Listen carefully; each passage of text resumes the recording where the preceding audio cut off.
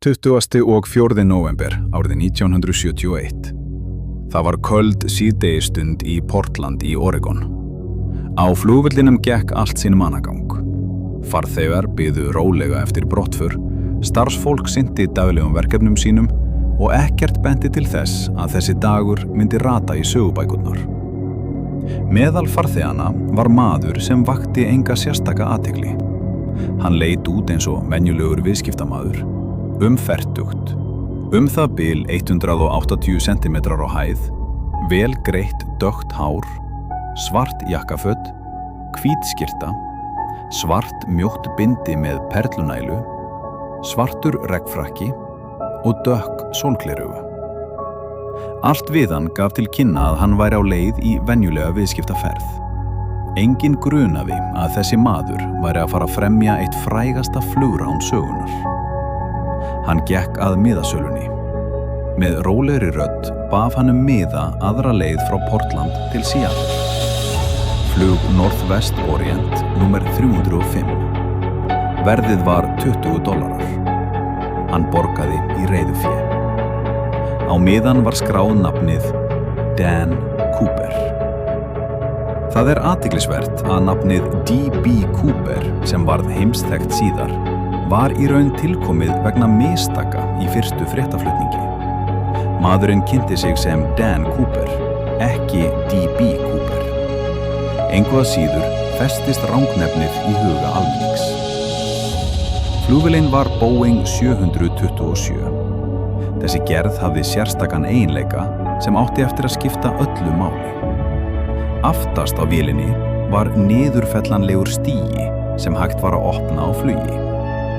Á þeim tíma var það ekki talið öryggisvandamál. Síðar myndi það breytast. Flugið hófst klukkan rúmlega 3 síðdegis. Borð voru 36 farþegar og 6 úr áhöfn. Dan Cooper valdi sér sæti aftarlega í farþegarýminu. Hann pantaði bourbon og gos. Hann reykti sígarettu. Á þeim tíma var reykingar leyfðar borð í farþegaflugvélum. Hann virtist afslappaður, hvorki stressaður né órólegur. Enginn tók eftir neinu óvenjulegu.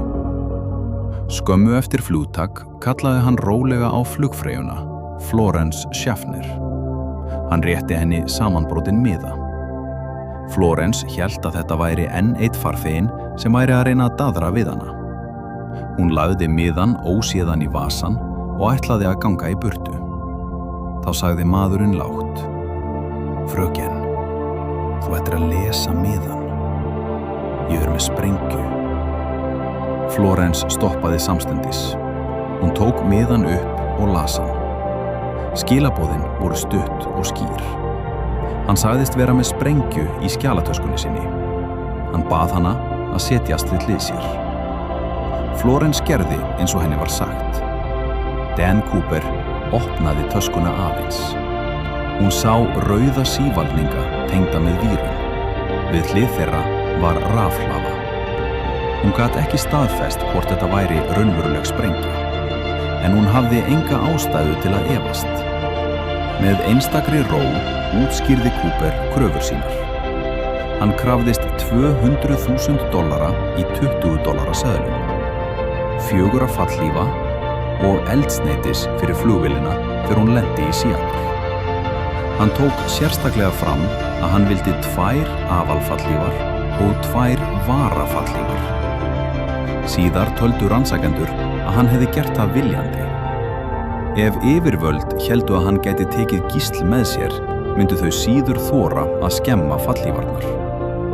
Þetta benti til þess að hann hefði hugsað áætlun sína mjög vel. Flugfreyjan fór með skilaboðin til flugstjórans. Innan nokkurra mínútna hafði flugstjórinn samband við flugumferðarstjórn.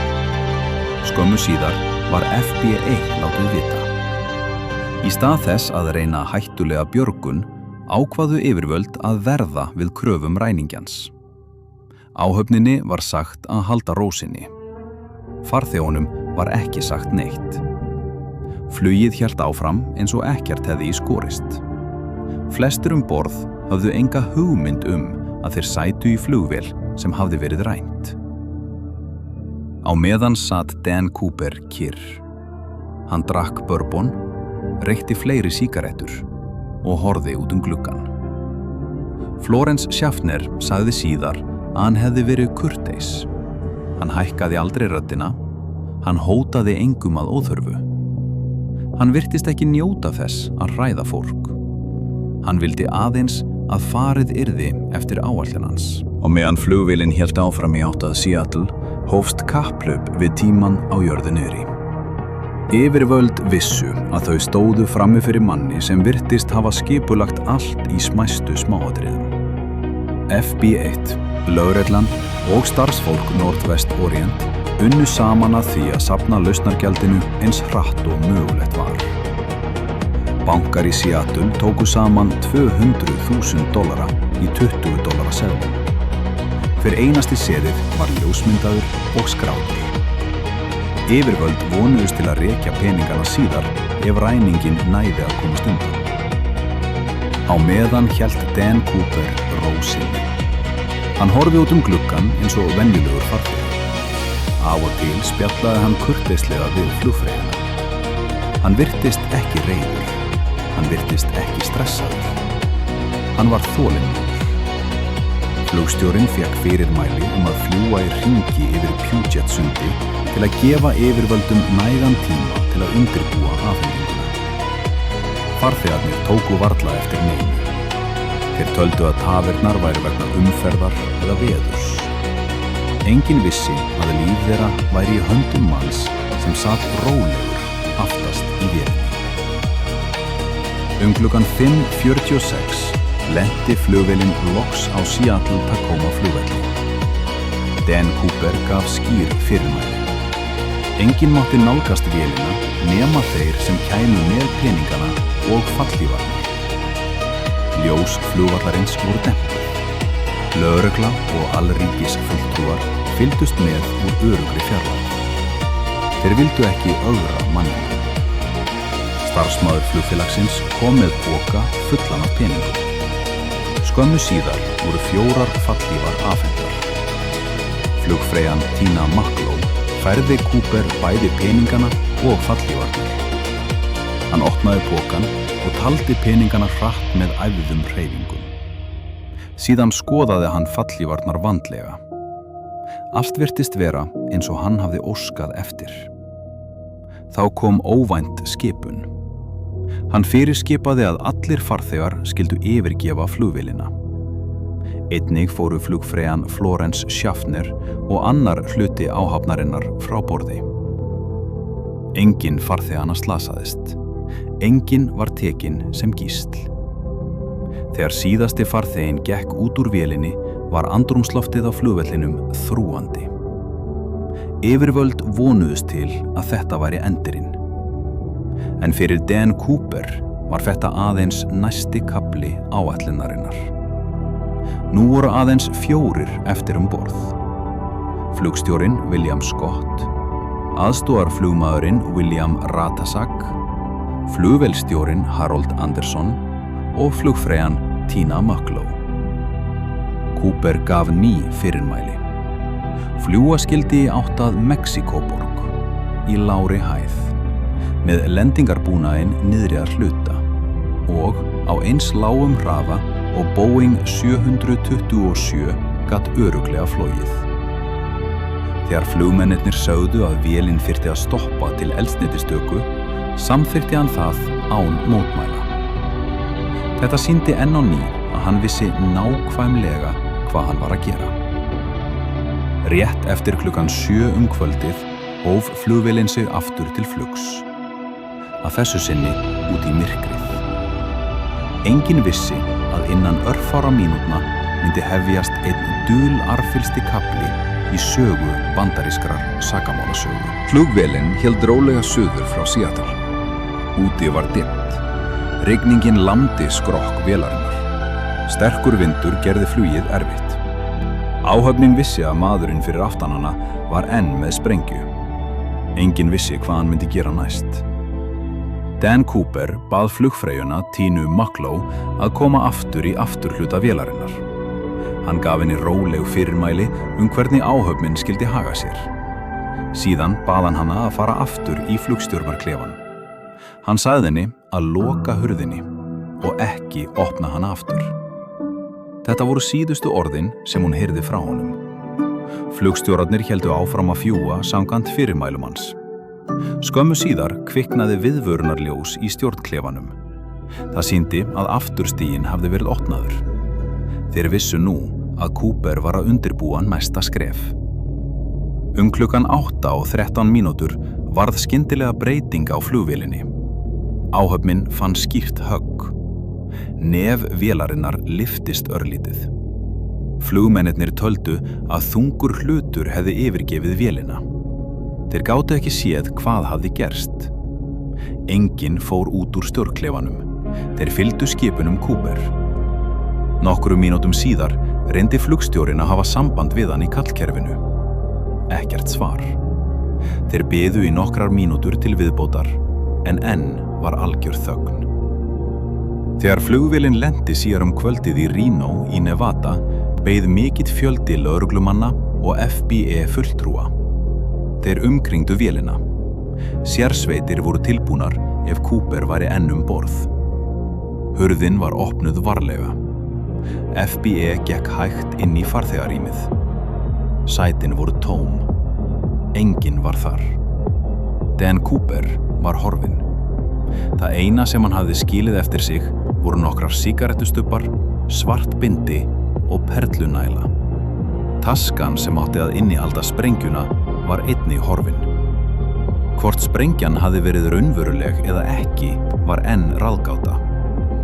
FBI hóf þegar í stað umfangsmestu leit sem framkvæmt hafði verið vegna flugráns í sögu Bandaríkjanna. 100 hermanna, lögreglumanna og sjálfboðaliða leituðu skóga, ár og fjöll á svæðinu þar sem talið var að Cooper hefði stokkið. Þyrlur flugu yfir svæðið dag eftir dag. Leitarhundar voru sendir út. Engin ummerki fundust. Hvorki lík, hvorki fallhlíf, hvorki peningapókin. Það var eins og maðurinn hefði einfaldlega horfið af yfirborði jarðar. En þetta var aðeins upphaf rannsóknarinnar. Á næstu árum myndi FBI yfirheyra meira en 1000 grunaða einstaklinga. 1000 ábendinga bárust. Samt virtist enginn geta svarað einni einfaldri spurningu. Hver var Dan Cooper?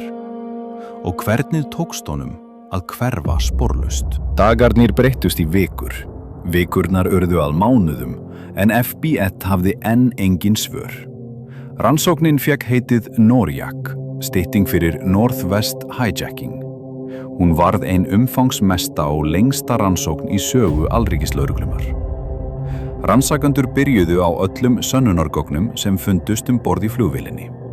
Svarta bindið sem Cooper hafði skilið eftir var rannsakað í smáatriðum. Á þeim tíma var DNA-tækni enn á frumstigi og gat ekki hjálpað rannsókninni. Rannsakendur söfnuðu einnig fingraförum úr farþegarýminu, sum þeirra voru talin geta tilheyrt Cooper.